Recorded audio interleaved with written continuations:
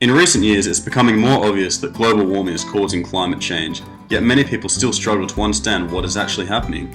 And it's actually really quite simple. The reason why we aren't all dead, actually, the reason why we're here to begin with, is that we have an atmosphere around the Earth. The atmosphere retains heat from the sun for a short while and slowly releases it back out, rather than just hitting us and bouncing straight off again. This is what is allowing plants to grow, ice to melt into water, and essentially have life. Since the atmosphere is composed of different types of gases, we're able to alter that composition by adding to it.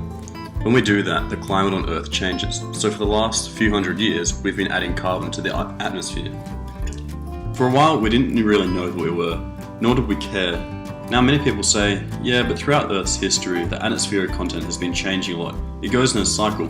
We're just simply witnessing this process. While this is partially true, the biggest flaw to this argument is this process happens far slower than what has been happening recently.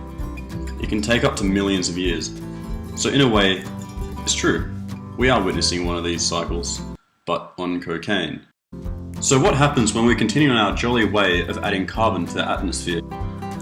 Well, the temperature of the Earth will continue to rise, thus the ice caps will continue to melt at an accelerated rate, and thus cities on the coastal lines will continue to disappear, forcing everybody more inland and making us a more dense civilization, which can put strains on tender social conflicts, such as Korea. Of course, that's not all that will happen. There'll be things such as more extreme weather and an increase of Earth's surface heat, which eventually would make it too hot for us to possibly survive, like 120 degrees Celsius will melt your face off hot. But that sort of heat won't happen for a long, long time, even at our current rate, so don't worry, you'll be long dead. But even our great-great-grandchildren might be alive, and they'll be looking back at us, wondering how we let the world die. So as future architects, what can we actively do to stop all this and not have our grandchildren crap on our graves? Put solar panels in all the buildings? Use recycled materials? Use all the sustainable technology? No. Yes. Partially. We have to keep in mind that all the sustainable technology isn't as green and clean as it's been cracked up to be. Solar panels are made from silicon. Silicon isn't exactly the most environmentally friendly thing to make. While yes, solar panels are good, they should only be used in moderation, like all sustainable technology. We should only use it when the benefit outweighs the damage to the environment, or at least until a solution is found. For future architects, the key is design, not technology. We should be designing our buildings to respond correctly to the surrounding environment, taking advantage of the heat and light from the sun so technology doesn't have to be used. So here are 3 spectacular examples of this kind of design from Australia and beyond. First up is the Hawaii Preparatory Academy Energy Lab. This building is located in a high school, the Hawaii Preparatory Academy. The site of the lab is what the Academy used as materials for biodumping. Before the lab was built, nature would have had a difficult time recovering from all the dumping. This is an excellent choice for the site because it prevents sprawling. Important to make sure that we build on an area that has been built on previously, because what's the point in damaging a perfectly good part of the environment when there's already an area that we have ruined and that nature cannot reclaim? The lab collects local wastewater. Located on the site is an individual water treatment plant. After treatment, the water is then dispersed over a large area. In addition to this, the lab collects local rainwater for potable use. However, prior to the construction, this was not legal. So the project filed for a case to the Hawaiian State Department of Health to allow rainwater to be used for potable consumption, which successfully passed. On the roof are experimental radiant cooling systems. Water is circulated through these thermal panels during the nighttime. Due to the low temperatures at night, the water is cooled. Once done, it is then stored underneath the building in a large water tank. The building also has no air conditioning system. As an alternative, it is completely naturally ventilated. This was achieved by an automatic louver system. The air enters through one part, circulates through the building, and is then released back out. Overall, there are many features of the lab that make it sustainable. Every single detail has been thoroughly thought through, from water collection and energy usage to special glues for construction and furniture. Even the rugs on the floor have been considered.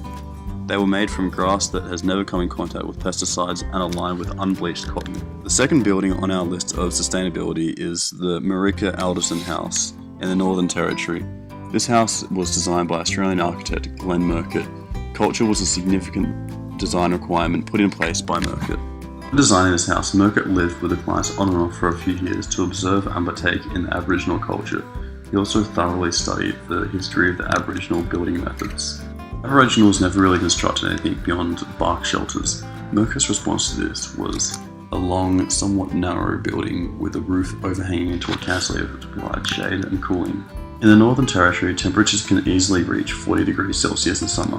One of Glenn Murcutt's trademark design principles is that all of his buildings do not have air conditioning.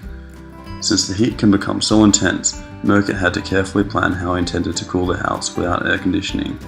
This was done through controlled air ventilation. On the side of the house are shutters that can be opened and closed for airflow. Venturi-type exhaust fans, which allow for the floor to be open and blow cool air inside from under the house, circulate through the dwellings and out the shutters. Not only does this cool the house, but it also balances the pressure inside during cyclones.